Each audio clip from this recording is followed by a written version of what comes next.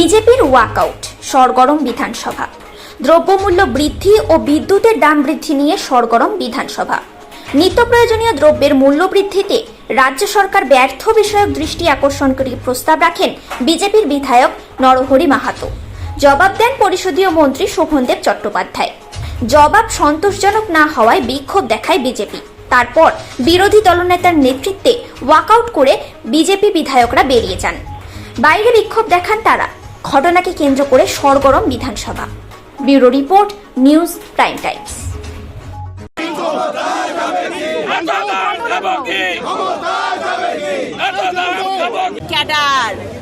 আপনার জন্য তারা ইলেকশন করায়। পেট্রোল ডিজেলের দাম এত বেড়েছে, যার সাথে দ্রব্যমূল্যের একটা প্রত্যক্ষ যোগাযোগ আছে, কি বলবেন? দেখুন, আমাদের পেট্রোল ডিজেলের দাম আমাদের সরকার কমিয়েছে। উনি 1 টাকাও কমিয়েছেন? 1 টাকাও কি কমিয়েছেন? উনি বাড়িয়েছেন। তাই এগুলো বলে লাভ নেই। পেট্রোল ডিজেলের দাম ডেফিনেটলি আজকে দাম বাড়ার সাথে, কিন্তু তার মেন কারণ হচ্ছে আজকে এই সবজির দাম বাড়া, সেটা হচ্ছে পরের দল, মিডল ম্যান। চাষিরা দাম পাচ্ছে না। আজকে একটা শস্য করার জন্য যেটুকু সেটুকু দাম পাচ্ছে না। এগ্রিকালচারাল রাজ্যের বিদ্যুৎ মন্ত্রী বললেন যে বিজেপি শাসিত রাজ্যগুলোতে বিদ্যুতের দাম বেশি বাড়ানো হয়েছে, কিন্তু আমাদের রাজ্যে বিদ্যুতের 1 পয়সার দাম বাড়ানো হয়নি। ওনারা অসত্য কথা বলেন, মিথ্যে কথা বলেন। আজকে ওনারা বলছেন সিএসসি নাকি দাম বাড়ায়।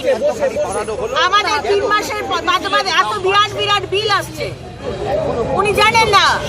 আর শোভনদেব বাবু বলছেন না, বিল বাড়ানো হয়নি। আপনি বিনা পয়সায় পুজোর সময় ক্লাবগুলোকে ইলেকট্রিসিটি দেবেন, সিএসসি কোথা থেকে সেটা তুলবে? আমাদের বিল থেকে তুলবে ন্যাচারালি।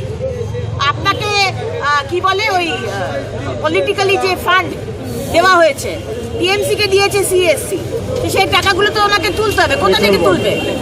Bond, election bond. সেই টাকাগুলো সিএসসি সঞ্জয় গোয়েঙ্কা কোথা থেকে তুলবে? সঞ্জীব গোয়েঙ্কা সাধারণ মানুষ থেকে তুলবে। সেটাই করছে দিদি। সৌমিত্রকা তিনি তো বলছেন যে তোলা হয়, গাড়ি পিছু 30 থেকে 40 হাজার টাকা তোলা হয় আলু গাড়ি থেকে। সব কিছু থেকেই তো তোলে। আপনি বাড়িতে একটা পেরেক লাগাতে যাবেন, সেখানেও তোলা তুলবে। একটা চাষি, একটা সামান্য গরিব মা, সে তার ক্ষেত থেকে নিয়ে এসে বাজারে যদি বিক্রি করে, তার দোকানও নেই, তার কাছ থেকেও তোলে। তার লোকাল যে তৃণমূলের নেতৃত্ব, তার কাছ থেকেও তোলে। এবং শুধু একজন তো তোলা ওঠায় না তৃণমূলে।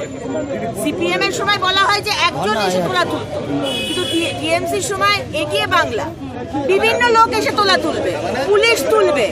একটা মানুষ, একটা বউ বা একটা মা বা একটা ভাই সামান্য সবজি বিক্রি করে সংসার চালাচ্ছে, কোথা থেকে চালাবে? তাই আজকে পুরো জিনিসটা, তাই দাম বাড়ছে। কোথাও কি আলু পাচার হচ্ছে বলে মনে হচ্ছে? দেখুন, আজকে এদের অনেক রকম বিষয় রয়েছে, চুরি করার অনেক রকম বিষয়, এবং এরা আলু গোডাউনে রেখে দেয়। গুদামে রেখে দেওয়ার পরে যখন দাম একদম আকাশ ছোঁয়া, তখন তারা আলু ছাড়তে থাকে, যাতে ওই লাখে আলু বিক্রি হয়। চুরির কত রকমের চুরি হয় সেটা তো আমরা দেখিয়েছি, আগেও দেখেছি। এই সরকার সেভাবে হয়। বেশিরভাগ নেতা মন্ত্রীরা বাজার করে, বড় গাড়ি, কত বড় গাড়ি কি বাজারে ঢোকে? বাজার করি আমি আপনারা, ফলে আমরা অনেক বেশি জিনিসপত্রের দাম কত কি সেটা বলতে পারবো।